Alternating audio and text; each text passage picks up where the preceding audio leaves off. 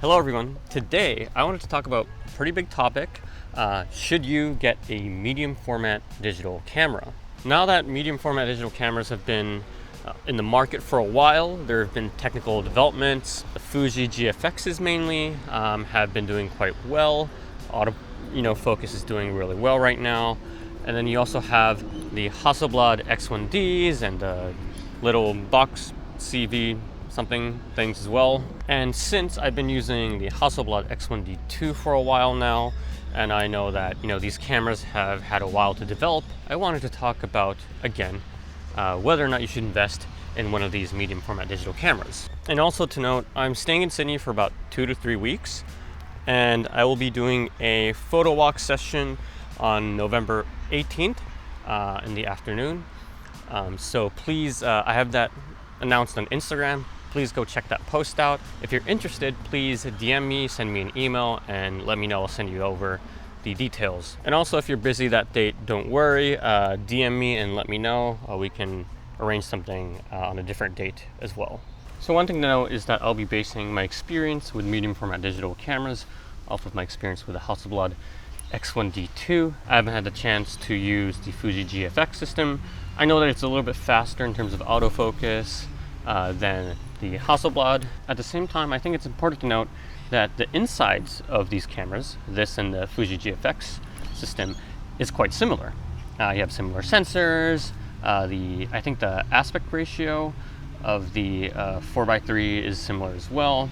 Sensor size is I think the same. If I'm correct, I think the sensor is actually made by the same places. I'll provide you guys an executive summary before we get into the details of this video. From my experience, I like using this camera, the Hasselblad X1Dii. It's a very, very fun camera to use. I love the leaf shutter and its sound. It feels like there's something tactile between you and the camera. I think mirrorless cameras these days kind of lack that because it's too automatic. It's too quick sometimes. The light keeps on changing. What the hell? And the greatest thing that I love about these cameras is definitely the color science, and maybe that comes from like bit depth and the dynamic range and the micro contrast that you get.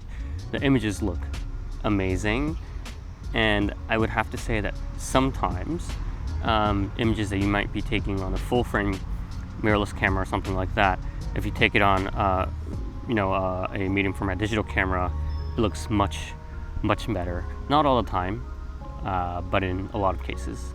But it's not like it magically makes a terrible photo a good photo, so just keep that in mind. At the same time, elephant in the room, the autofocus can be frustrating.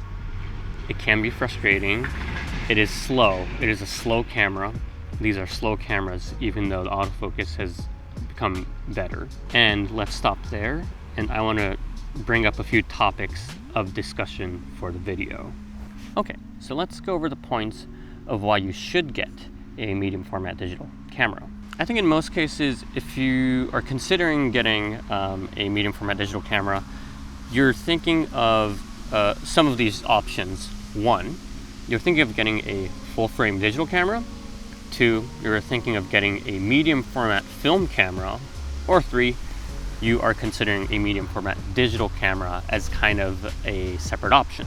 If you are the type of person like me that wanted to get something higher quality than a full frame digital camera and also get a different kind of experience using the camera than a full frame digital camera, but didn't want to kind of spend the running costs on medium format film, and also the crazy inflated prices of medium format film cameras and film stocks these days, then in general, yeah, you might want to try these cameras out. But going back to why you should get these cameras, the first point is obviously the biggest one. It's the look, it's the color science, it's everything. It's the bit depth, it's the dynamic range, it's the micro contrast. This is, again, I might have mentioned this in the executive summary, but it is better than full frame. How much better is it is a very, very good question. but it is better. And especially with the Hasselblad X system, when you use focus, you get so much information, you get so much rich colors without really doing much to the image, and I absolutely love that. Like, all the images that I put into focus, they already look really good, and that's something that I never get with either Adobe software or other digital cameras, so that I'm super pleased with. And focus, using focus is also, it's actually it's very intuitive, it's very easy to use. And the second reason you might want this camera, and this is something that I don't really maximize, but this is Leeway for editing and printing, so the gigantic file sizes. Again, similar to the first point, you can fidget with the sliders all you want, and they kind of still look really good.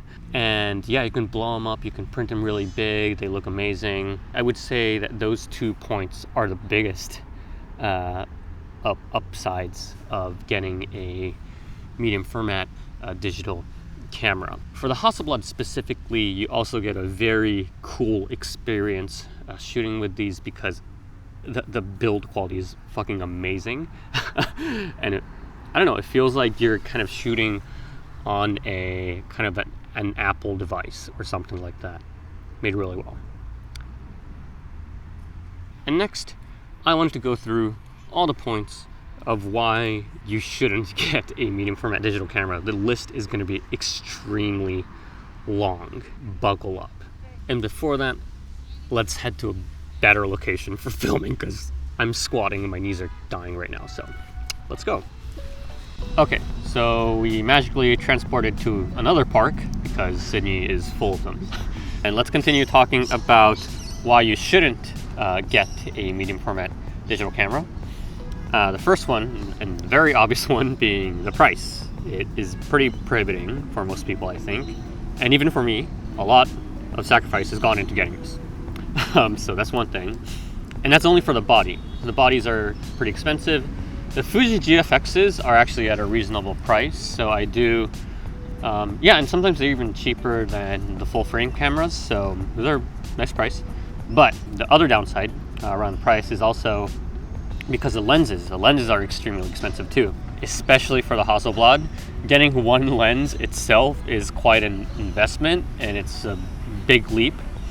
And what sucks is, just because of the nature of medium format itself, like a 45 mil, for this camera, the 45 mil equals basically like a 35 mil.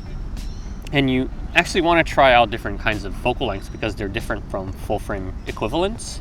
And what sucks is the price prohibits you from testing those different focal lengths out.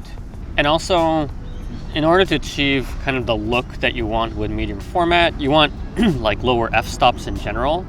And the lenses with lower f-stops, obviously, are extremely, extremely pricey. So there's also like a big kind of, there's an issue there, I think, where it's like you're getting it for a specific look, but to achieve that, you really need to put a lot of money into it, which kind of sucks. And the next one, and I think this is kind of the biggest issue that I see with current digital medium format cameras, and the problem that I find is that the cameras that are on the market right now don't give you the medium format look that you're expecting. So let me explain what the actual medium format look that most people refer to are. The medium format look, from how I interpret it, is, let's say you have a Pentax 672. It's a 6.7 medium format camera. It's really big film, right? For that, if you get something like a 75 millimeter lens, I think it was around like a 35 mil full frame equivalent, but with kind of that extreme compression of a 75 mil. And you also get a lot of that bokeh because it's extremely compressed. And generally, very generally speaking, that's what most people refer to by the medium format look, quote unquote, on film. Going back to the kind of the current medium format digital camera landscape, so you have the Hasselblad X system and you have the Fuji GFXs. They use, I think, the same sensor, and a 45 mil on this camera and the GFXs is basically like a 35 mil equivalent full frame. And so what happens is you're not really getting kind of that compression and that like bokeh that you might expect from the medium format digital cameras. Hence, it's not as much of the medium format look that you kind of want out of the money that you're paying. But yeah, I would say that's probably the biggest downside to these cameras. The next one, also a big issue, is how slow the autofocus is. They're getting better as time passes, but it's not that good. Honestly, it's not very reliable. And the biggest issue that I have with that is that you basically only have like an autofocus system that you can rely on. If you had a good manual focusing system, then I have no complaints at all. Like, you know, Hasselblad medium format film cameras and Pentax 6.7s and the Mamiyas, like that's basically, I mean, you're relying on manual focus anyways, and people, you know, love that camera even today. So the gripe that I have basically is, why not at least, you know, have a great manual focusing system on these cameras instead of like trying to make the bad autofocus usable somehow. And that to me is quite disturbing, because you don't really have much backup to rely on, I guess. But again, these systems are getting better over time. Hopefully they'll improve, but still, it's like, come on, right? And the last point I want to get to is how kind of unreliable and unsustainable the systems themselves are, because you take like a system like the Leica M, and you have like the old Canon lenses, and those are like systems that you have in place for decades and decades and decades, and you can reuse the lenses, you know, because the manual focusing is totally fine, the autofocus focusing is pretty good as well. But the thing, especially with these kind of newer medium format digital cameras, is that like it's a big investment, but it's also that like there's no assurance that you're going to be using the lens in the body systems for a very long time anyways, and that really sucks, because you're paying a lot of money and then you're not getting much mileage out of the system. A good example being, I got the X1Dii like a year ago, I think, and then now they have the X2Dii, which is great. You know, they improved the autofocus, blah, blah, blah. But now they have a set of lenses that have like zone focusing capabilities on them because they have the scales. And it's like, to me, it's just like, bro, I have like two lenses that are like entirely inferior, I guess. And it's just like, it feels like a whole different system. I don't know, to me that doesn't sound like a very good investment, I guess. So that's another one. Okay, so that's the end of the video. I want to wrap up and say there are a multitude of reasons why you shouldn't get these cameras, honestly.